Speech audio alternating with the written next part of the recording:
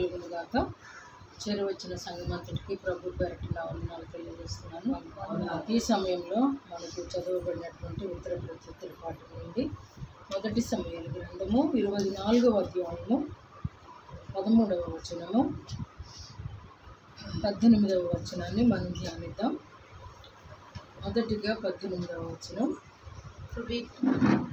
ఈ దినమున నీవు నా అపకారమునకు ఉపకారము చేసిన వాడవై నా యెడల నీకున్న ఉపకార బుద్ధిని వెల్లడి చేసితివి కనుక నీవు నాకంటే నీతిపరుడవు. ఇక్కడ దావీదు అంటున్నమాట, పూర్వీకులు సౌమ్యం చెప్పుదురు, దుష్టుల చేతనే దౌష్ట్యము పొందునా అని నేను నిన్ను చంపాను. ఈ కీర్తనలో ఈ యొక్క లేఖనములో కీ వర్డ్ ఏదైనా ఉంది అని అంటే దుష్టుల చేతనే దౌష్ట్యము పుట్టును. సామెత చెప్తారంట పూర్వీకులు పెద్దలు సామెతలు చెప్తారు కదా. ఆ సామెత ఏమిటి అని అంటే దుష్టుల చేతనే దౌష్ట్యము పుట్టును. అంటే ఎంత భక్తిపరుడుగానో ఇక్కడ ఈ మాటల నుంచి ఒక ప్రత్యేకించబడినటువంటి వాడుగా దావీదు అంటున్నటువంటి మాట, సౌలు తన చేతికి అప్పగించబడిన సమయంలో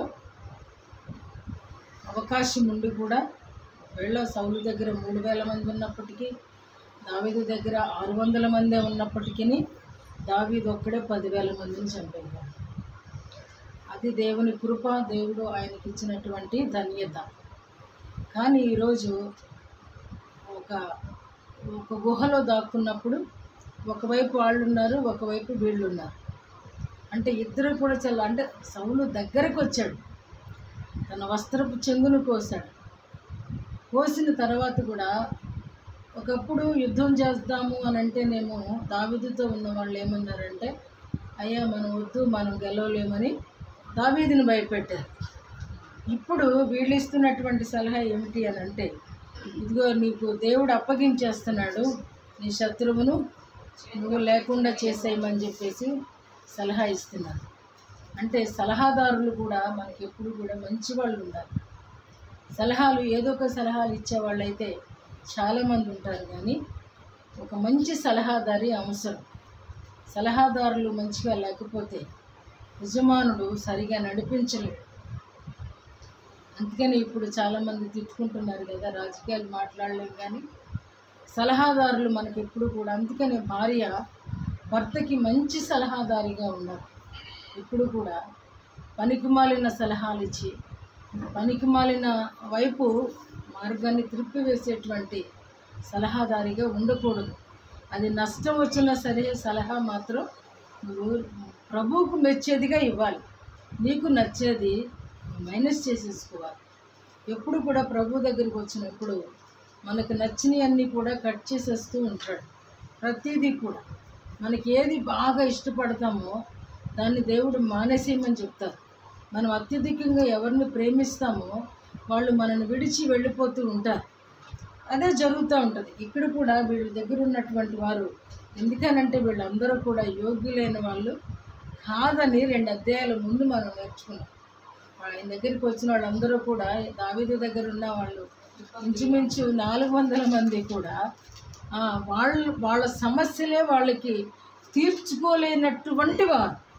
అలాంటి పరిస్థితులలో ఒక దావీదు దగ్గర ఉంటే ఏదో ఒక రకంగా మనకు గడిచిపోద్ది అనేటువంటి ఉద్దేశంతో వచ్చిన వాడు కాబట్టి వీళ్ళు సలహా ఇవ్వలేదు. కాబట్టి దావీదుకి మంచి దేవుడిచ్చే సలహాదారు ఒక ఆయన ఉన్నాడు. ఆయన ఎవరు అనంటే ఆత్మదేవుడు, పరిశుద్ధాత్మ. ఆయన ప్రతిదీ కూడా ఆయన సలహా మేరకే నడుస్తాడు, కానీ మనుషులు చెప్పేటువంటి దేనికి కూడా ఆయన తల యొగ్గేటువంటి వాడు కాదు. దేవుని దగ్గరే గత అధ్యాయంలో మనం నేర్చుకున్నాము. ఆయన ఒక్క సందర్భం కొరకు 4 మారులు ప్రభు దగ్గర ప్రార్థించినట్లుగా మనం ఇక్కడ చూస్తున్నాం. ఆ మెసేజ్ కూడా మిస్ అయిపోయింది మొన్న. కానీ నిజంగా ఆ అధ్యాయము మనకి ఎంత మంచి మూలపాఠంగా అనిపించింది.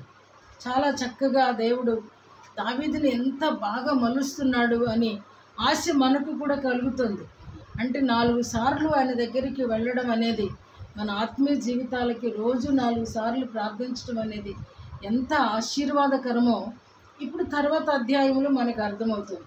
ఎందుకు ఆయన 4 మార్లుగా ప్రార్థించాడు అని అంటే, ఇప్పుడు శత్రువు తనను వెతుకుతున్న వాడు తన దగ్గరకు వచ్చేసాడు ఇప్పుడు. కానీ ఇప్పుడు వీళ్ళిద్దరికీ కూడా సమాధానం జరుగుతూ ఉంది. ఇక్కడ విచిత్రం ఏమిటి అని అంటే, నాకు అనిపించింది ఈ అధ్యాయం చదువుతున్నప్పుడు ఇప్పుడు కానీ జ్ఞాన దంతం వచ్చినట్టుంది సౌలుకి అని. ఏమొచ్చింది? జ్ఞానదంతాలు వస్తే కానీ జ్ఞానం వచ్చింది అంటారు కదా. మనోడికి ఈ అధ్యాయానికి వచ్చేసరికి మొత్తానికి జ్ఞానదంతం వచ్చింది అని అనిపించింది. ఇక్కడ కానీ అసలు తన లోపలంతా కూడా పిరికితనం ఏమిటి అని అంటే, రాజ్యం ఎప్పటికైనా సరే దావీదు వశంలోకి వెళ్ళిపోతుంది అనేది. ఇది సత్యం, ఇది సత్యం. తనను తిరస్కరించడం, ప్రభువు దావీదును కోరుకోవడం అనేది జరిగిపోయింది. మానవుడు గ్రహించడానికి కొన్ని ఇంచుమించు 10 అధ్యాయాలు దాటి రావాల్సి వచ్చింది. సౌలుకి జ్ఞానోదయం కలగడానికి 10 అధ్యాయాలు దాటి రావాల్సి వచ్చింది. ఎందుకు అని అంటే, వస్త్రపు చెంగు పేగ్గోయలు అన్నాడు. పేగ్గోతే జ్ఞానోదయం కూడా లేదు. వస్త్రపు చెంగు కోసాడు కాబట్టి ప్రాణం తప్పించుకున్నాను. అప్పుడు దాకా బలవంతుడు అనుకున్నాడు కదా, నేను తరిమి పట్టుకుని. మరి మనోడు ఎంతమందిని వేసుకొచ్చాడు? రాజు కదా, ఒకడెవరు వచ్చేయచ్చు కదా యుద్ధసూరుడు అయితే. మరి 3000 మందిని వేసుకుని ఎందుకు తరుముతూ ఉన్నాడు, ఎందుకు వెతుకుతూ ఉన్నాడు? అందరూ ఒక చోట ఉంటే మనోడు ఇంకా ఇక్కడ ఉంది కదా శంఖ ఏదో ఏంటంటే, ఆయన ఇంకా లోపలికి ఎక్కడెక్కడే పొదల్లో కూడా వెతుకుతున్నాడు. మొత్తానికి కనుగొన్నాడు, సౌలే కనుగొన్నాడు గుహలో ఉంటారు తెలుసు కదా. దావీదుని అప్పటిదాకా ఏంటంటే గొర్రె మందలు పడుకునే ప్లేసులు, గొర్రె మందలు మేసే ప్లేసులు, ఇవన్నీ కూడా వెతుకుతూ వస్తున్నాడు. ఇంగ్లీష్లో అలా ఉంది అట్లా దాని అర్థం. అయితే అన్ని చోట్లకు వచ్చినప్పుడు మొత్తానికి కనుగొన్న తర్వాత కానీ ఇక్కడ నాకు బాగా నచ్చింది ఏంటంటే, సౌలు ఏడవడం 16వ అధ్యాయంలో ఉంది కదా. ఈ మాటలు సౌలుతో మాట్లాడి చాలింపుగా, సౌలు దావీదా నాయనా ఏమని నడుస్తున్నాడండి? ఈ పలుకు ఎప్పుడు ఏ పలుకు నీది? అయ్యా నీ వస్త్రం కోసాను సరిపెట్టాను అన్న తర్వాత కానీ నీ పలుకు నీదేనా? రాత్రులు కూడా వదలట్లేదు అనమాట. రాత్రులు కూడా స్వరం వినబడుతుంది అంటే మనిషి కనబడట్లేదనే కదా.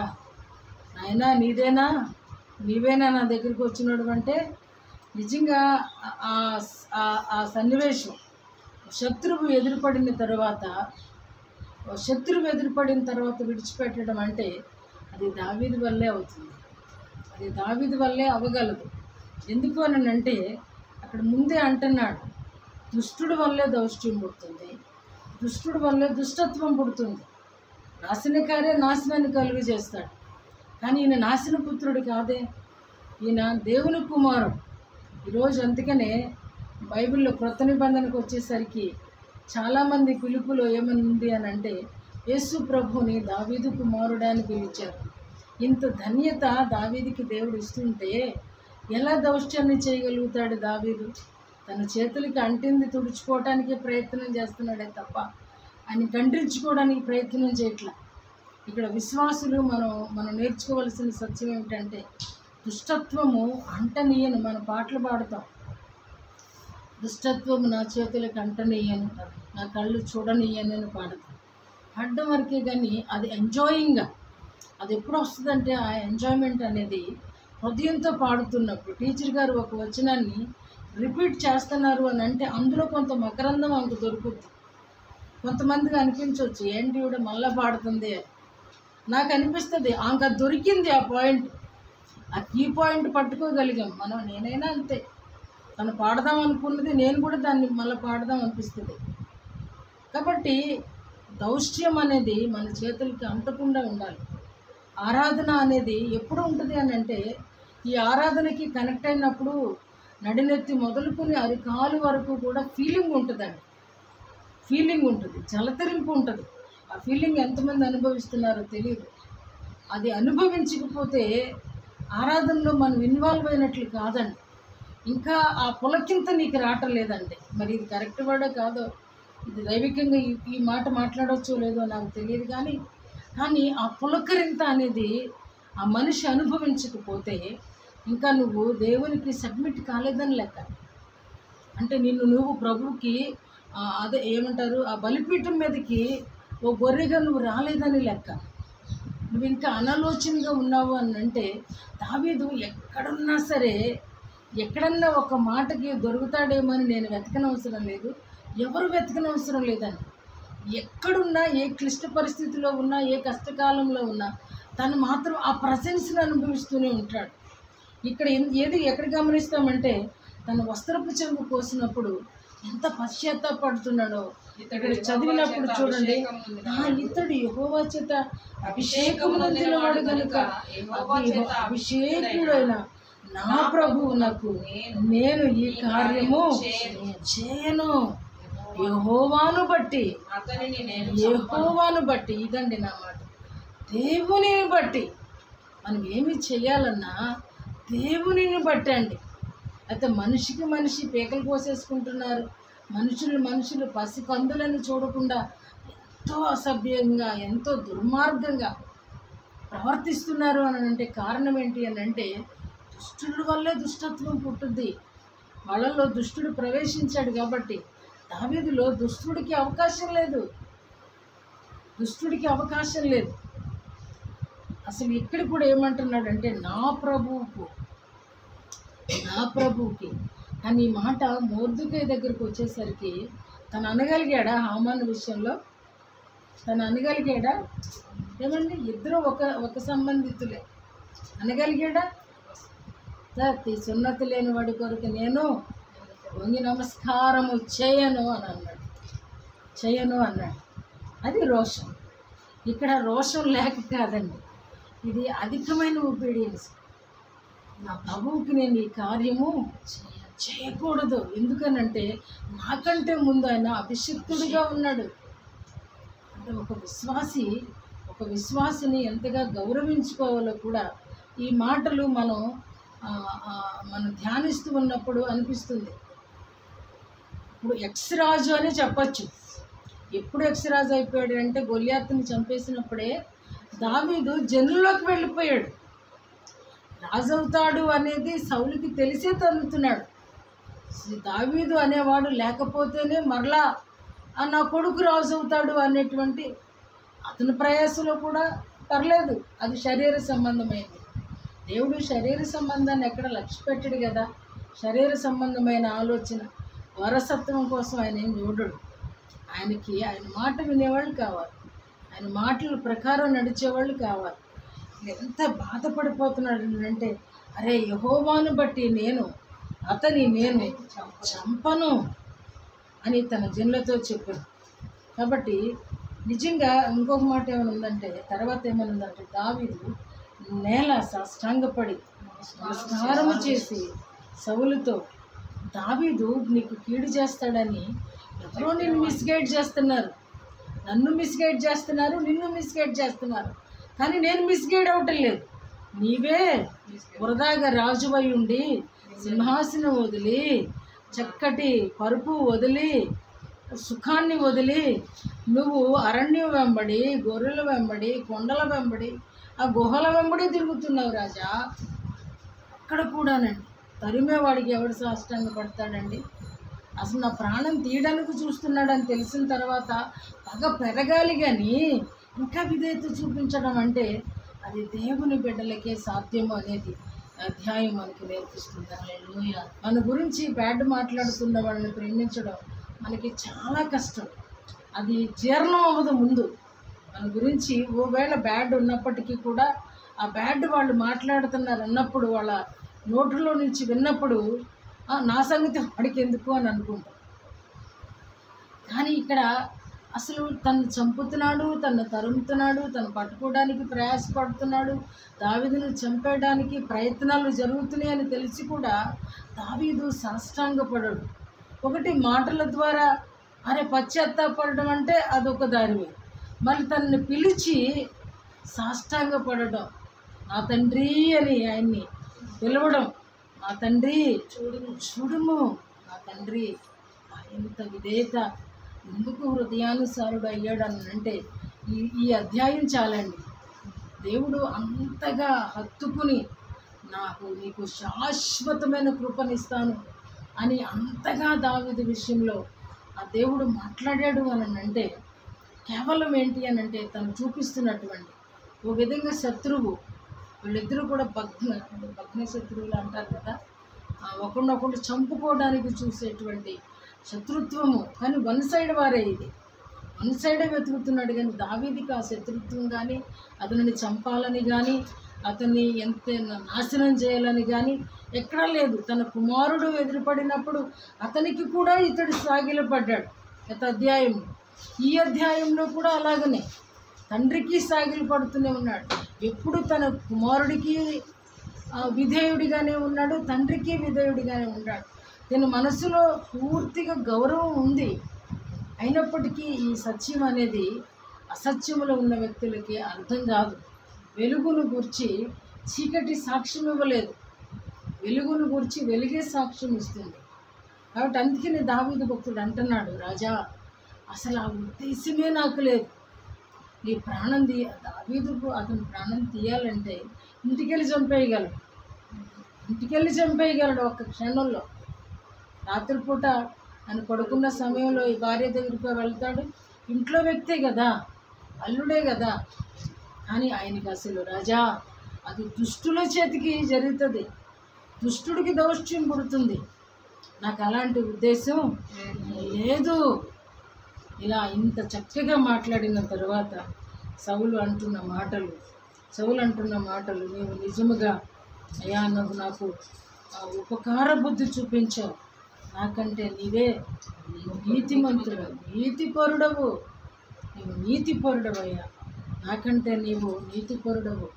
అవును, ఇప్పుడు దాకా సౌలు అనుకున్నాడు, నేనే ఇతన్ని తీసుకొచ్చాను, నేనే ఇతనికి అధికారం ఇచ్చాను, నన్ను బట్టే ఇతడు యుద్ధం చేశాడు, నేనే అనుకున్నటువంటి సౌలుకి ఇప్పుడు దిగిందనమాట.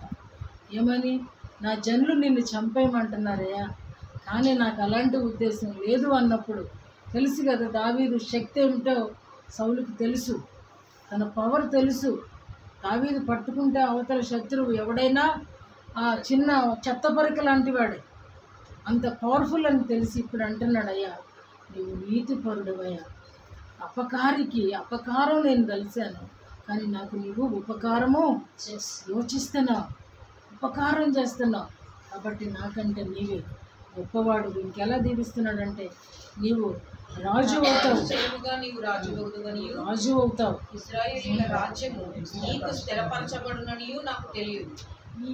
ఇతను అంటున్న మాట ఒక మంచి మాట ఉంది ఇక్కడ. ఈ దినమున 19 ఈ దినమున నీవు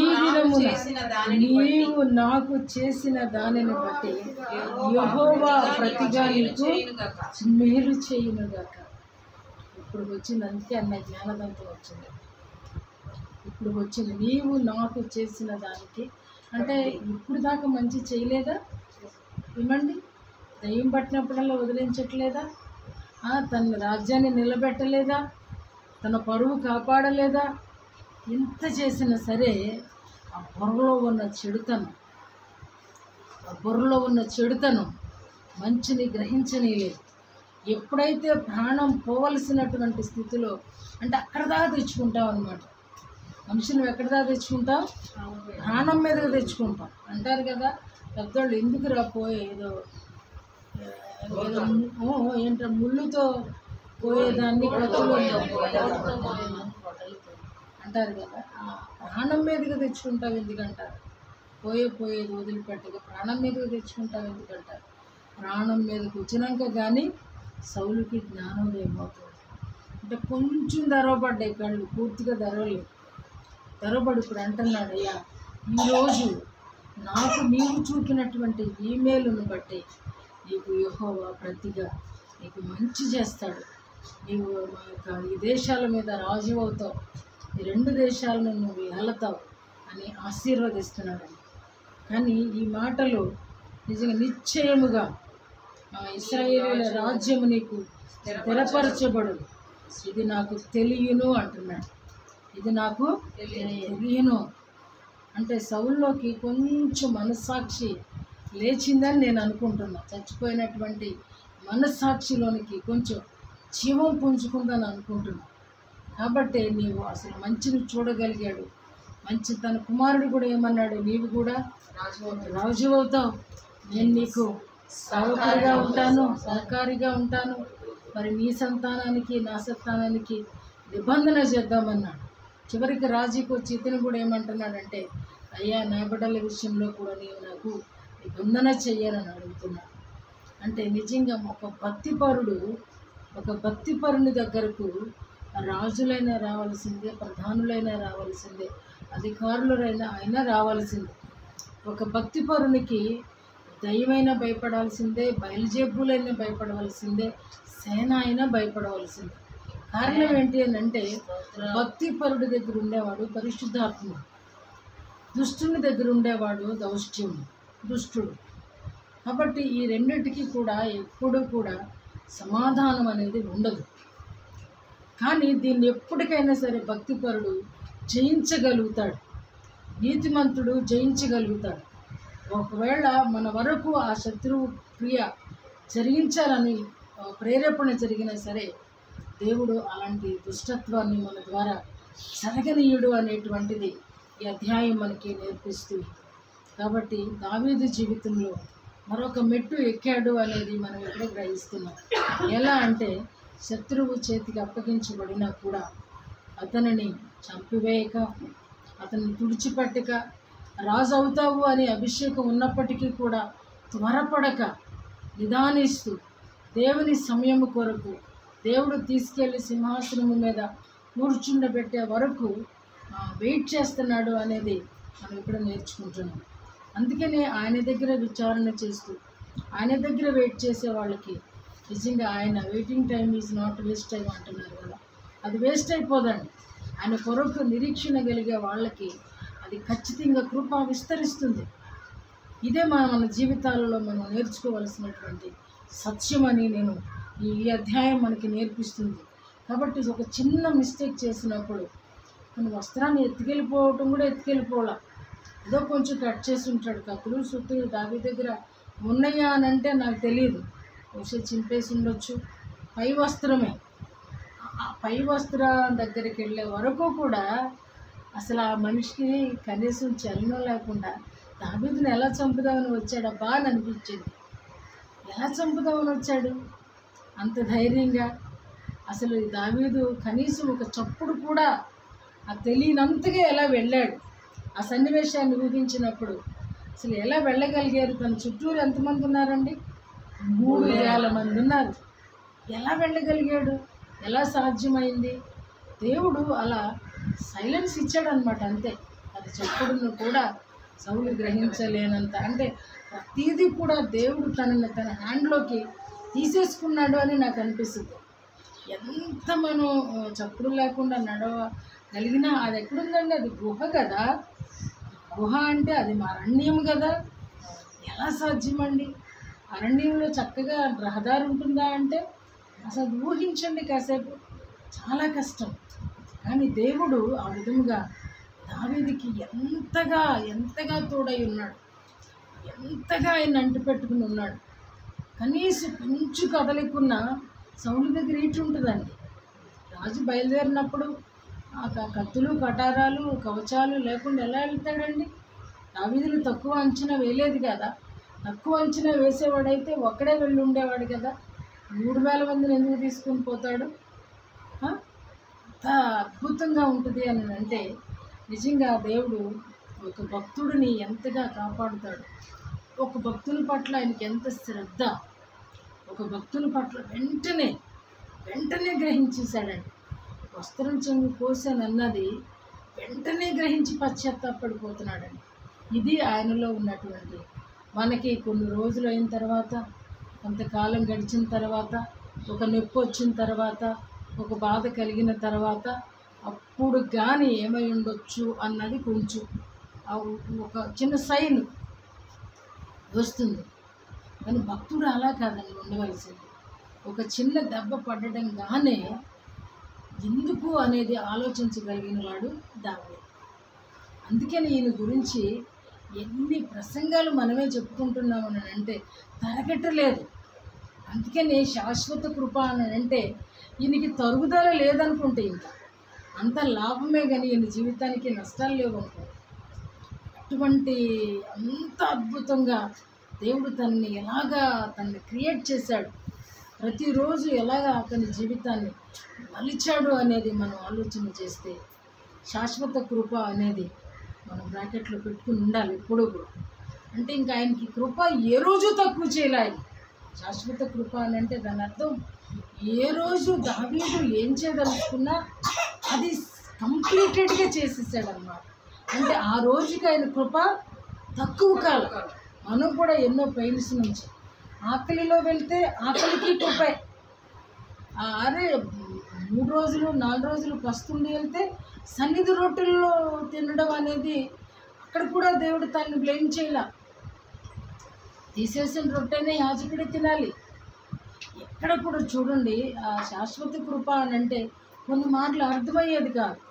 ఇప్పుడేమిటి అని అంటే మనం దాన్ని ఎంత చక్కగా అర్థం చేసుకోగలుగుతున్నామంటే ఏ అధ్యాయంలో చూసినా ఆ అధ్యాయంలో దేవుడు ఆయనకి సమృద్ధిగా కృపనిచ్చాడండి, సమృద్ధి కృపనిచ్చాడు. అందుకనే ఎక్కడ కూడా ఎవరి చేతిలోనూ దావీదు పడకుండా, ఒకప్పుడు ఒక రాజు చేతిలో పడ్డప్పుడు అక్కడేం చేస్తున్నాడు, ఎంతో జాగ్రత్తగా జ్ఞానాన్ని ఉపయోగించి పిచ్చి వేషాలు వేసి అక్కడ కూడా కృపే. అది ఆ సమయానుకూలమైన కృప, సమయానుకూలమైన కృప నిజంగా ఎంత అద్భుతంగా ఈయన్ని తీర్చిదిద్దుకోవడానికి.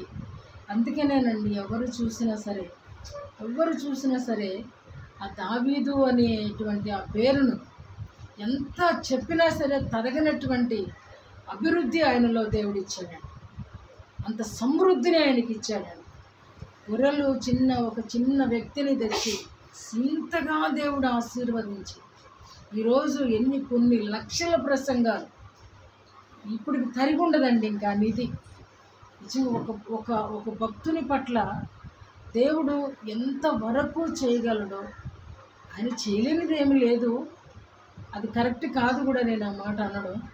ఎంతవరకు చేయొచ్చో అంతవరకు కూడా దావీదుని చేశారు అనేది ఈ పాత నిబంధనలో ఉన్నటువంటి భక్తుడైనను కొత్త నిబంధనలోకి వచ్చేసరికి మరలా ఆయన ఎస్కేలులో అంటాడు, నేనే నా గొర్రెల్ని కాసుకుంటాను, ఆ గొర్రెలకి నేనే సమృద్ధినిచ్చుకుంటాను, వాటి మీద దావీదుని సైన్యాధిపతిగా నేను నియమిస్తాను అని అంటాడు.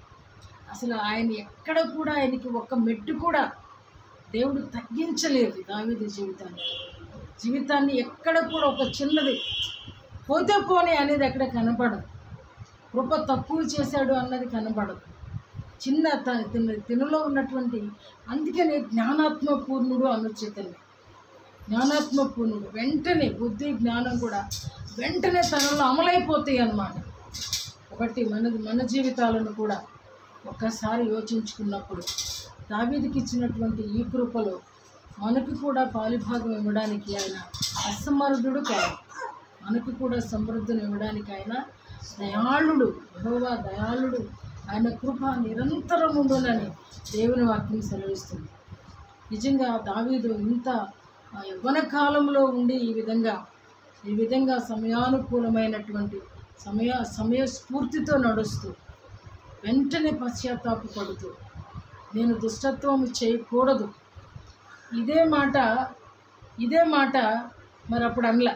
ఎప్పుడు గొలియాతుని చంపినప్పుడు ఆయన చావాలనేది ఖచ్చితంగా ఈ రోజే తీసేస్తానన్నాడు, కాకులకి ఆహారంగా పెట్టేస్తానన్నాడు.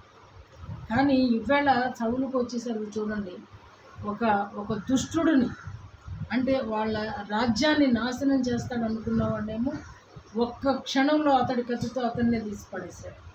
ఇక్కడేమో ఎంత వేరియేషన్ చూడండి. ఇక్కడికి వచ్చేసరికి అభిషిక్తుడు అనేసరికి ఎంతగా గౌరవిస్తున్నాడో చూడండి.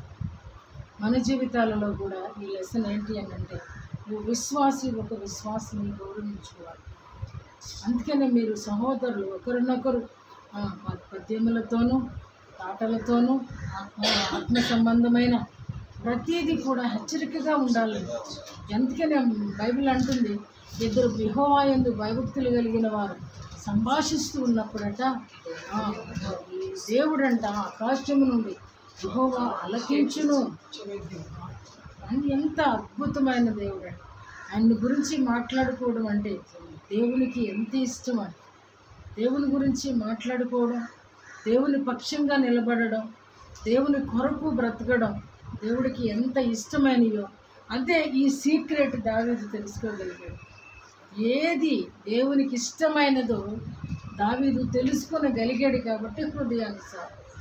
కాబట్టి అటువంటి శాశ్వతమైన కృప, శాశ్వతమైన దీవెన మనకు కూడా కావాలంటే ఆయన అపకారం చేసిన వాడికి కూడా ఉపకారము చేసేటువంటి ఉపకార ధర్మము కలిగిన వాడు దావీదు అని జ్ఞాపకం చేస్తూ శాశ్వతంగా నీవు రాజుగా ఉంటాడు. అందుకనే కృత నిబంధనలో కూడా దావీదు కుమారుడా నన్ను కరుణించు, దావీదు కుమారుడా నన్ను కరుణించు. కాబట్టి మనం కూడా ఈరోజు ఆయనకు అంత కీర్తి ఘనత ఇచ్చిన దేవాతి దేవుని మనం కూడా ఆరాధిస్తూ ఉన్నాము, కీర్తిస్తూ ఉన్నాము.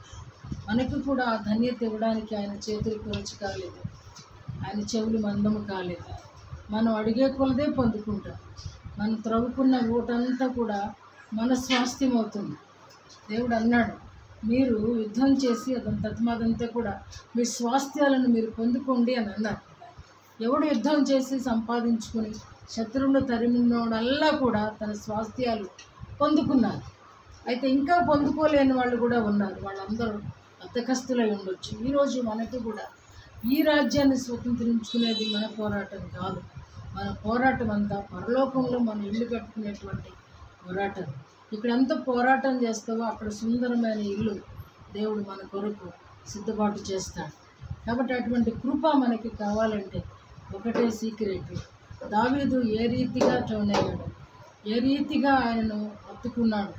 ఈ కష్టాలన్నీ అనుభవిస్తూ ఉన్నప్పుడు ఒక గుహ అంటే ఊపిరాడదు, ఒక గుహ అంటే మరి మీరు ఆలోచించవచ్చు, మీరు రాకంటే తెలియగలడు.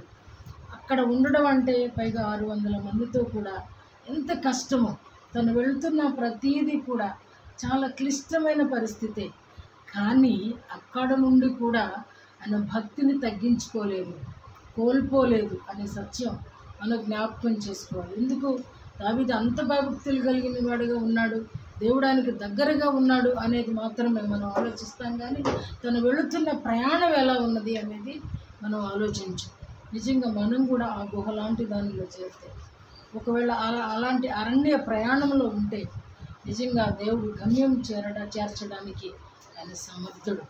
ఈరోజు శరీర రక్తాలు పుచ్చుకోవడానికి వచ్చిన మనము కూడా నిజంగా ఇంకా దౌష్ట్యము మనలో ఒకవేళ ఇంకా విత్తనం ఉంటే, దేవుని మొలకై ఉంటే, నువ్వు సరియైన సలహాదారిగా లేకుండా ఉంటే, మంచి సౌలు దగ్గర ఉన్నటువంటి సలహాదారులుగా ఉన్నట్లయినా, దావీదు దగ్గర ఉన్న సలహాదారులుగా ఉన్నట్లయినా ఈరోజు వాటన్నిటిని కూడా కట్ చేసుకునే సమయం ఉండేది. దేనికి కూడా మన చేతనైతే సహాయం చేయాలి, లేకపోతే నోరు మూసుకొని కూర్చోవాలి.